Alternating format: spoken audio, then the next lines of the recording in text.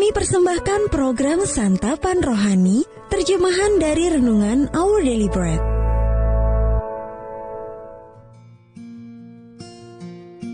Sahabat ODB, pembacaan Alkitab hari ini terambil dari Matius pasal yang ke-5 ayat yang ke-3 sampai dengan ayat yang ke-10.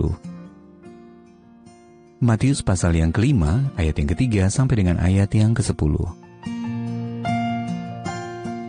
Berbahagialah orang yang miskin di hadapan Allah, karena merekalah yang empunya kerajaan sorga. Berbahagialah orang yang berduka cita, karena mereka akan dihibur. Berbahagialah orang yang lemah lembut, karena mereka akan memiliki bumi. Berbahagialah orang yang lapar dan haus akan kebenaran, karena mereka akan dipuaskan. Berbahagialah orang yang murah hatinya, karena mereka akan beroleh kemurahan.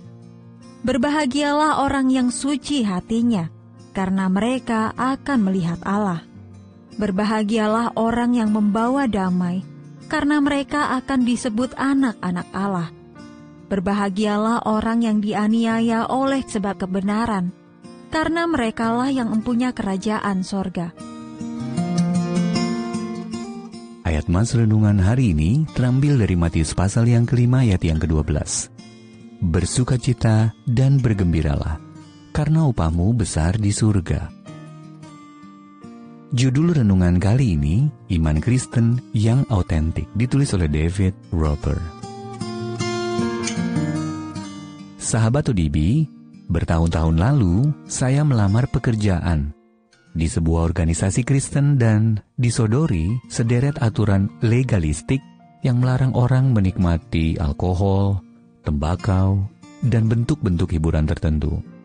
Alasannya adalah kami mengharapkan karyawan kami mempunyai perilaku yang Kristen.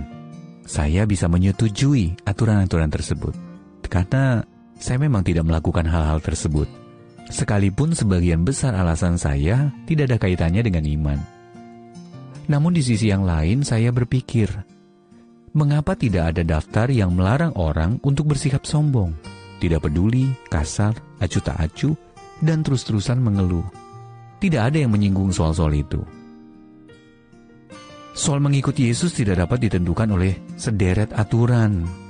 Hidup beriman kepada Yesus lebih merupakan suatu kualitas kehidupan yang sulit untuk diukur, tetapi dapat digambarkan paling baik dengan kata indah. Sabda bahagia dalam Matius pasal yang ke-5, ayat yang ke-3 sampai dengan ayat yang ke-10, merangkum keindahan tersebut.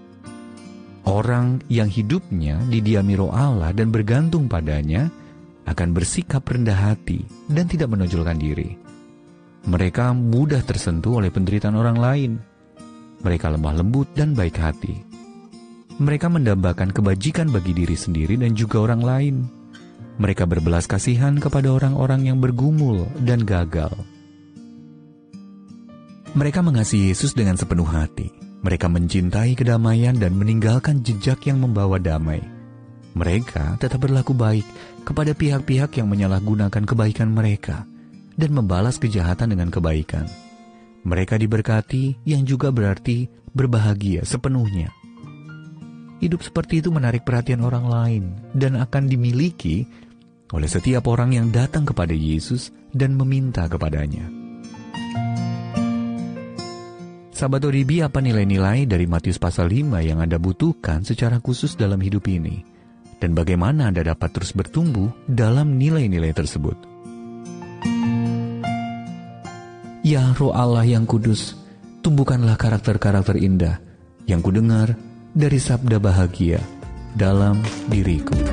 Our Daily Bread Ministries, watakkan firman pada dunia. Apakah Anda berminat mendapatkan buku renungan ini dalam bahasa Indonesia, Inggris, atau Mandarin? Atau Anda rindu mendukung pelayanan ini? Hubungi Our Daily Bread Ministries di 021 2902 8950, WhatsApp 0878 7878 9978, email indonesia@odb.org. Tuhan Yesus memberkati. Let God's